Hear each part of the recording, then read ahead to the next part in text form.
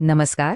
आज आपण मलबार हिल म्हणजे विधानसभा मतदारसंघ क्रमांक 185 ह्याचं एक सखोल आणि डेटा आधारित विश्लेषण करणार आहोत.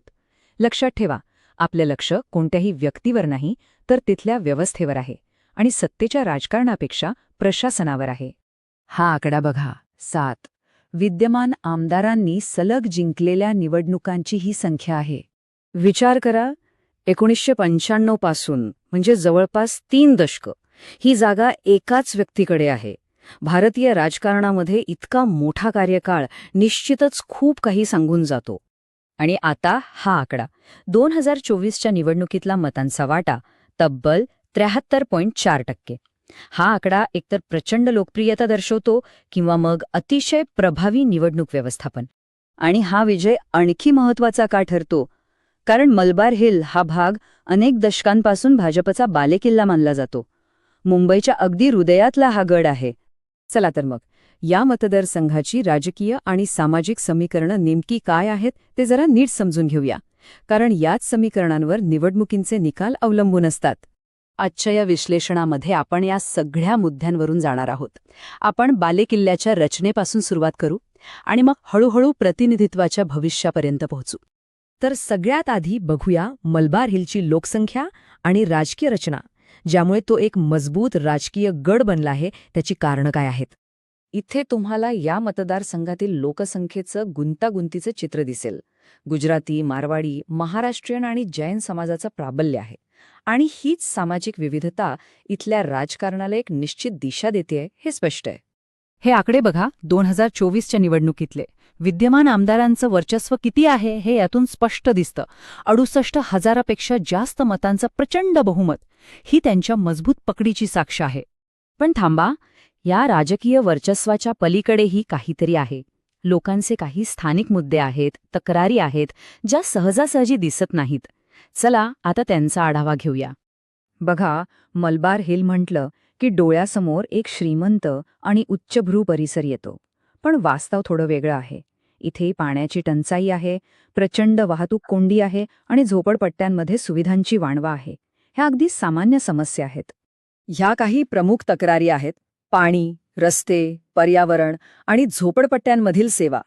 ह्या सगळ्या गोष्टी थेट लोकांच्या दैनंदिन जीवनावर परिणाम करतात.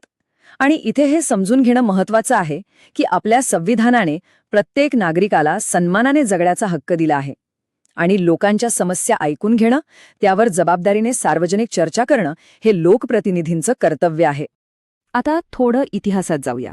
आजची परिस्थिती नेमकी कशी निर्माण झाली हे समजून घेण्यासाठी आपल्याला गेल्या काही दशकांतील निवडणुकीच्या आकडेवारीचं विश्लेषण करावं लागेल.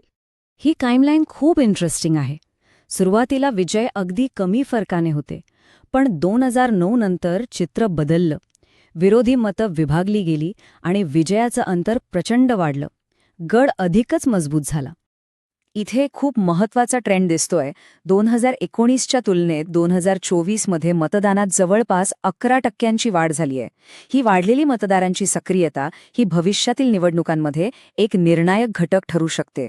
म्हणून या मतदारसंघातील निकाल हा कोणत्या एका व्यक्तीमुळे नाही, तर प्रणालीगत घटकांचा परिणाम आहे. यात तिथली लोकसंख्या, एक मजबूत पक्ष संघटना आणि त्याचवेळी एक विखुरलेला विरोधक या सगळ्यांचा समावेश आहे. ठीक आहे, आत्तापर्यंत आपण समस्येचं विश्लेषण केलं. आता आपण एका संभाव्य उपायाकडे वळूया. एक असा धोरणात्मक आराखडा जो इथे एक मजबूत आव्हान उभं करू शकेल.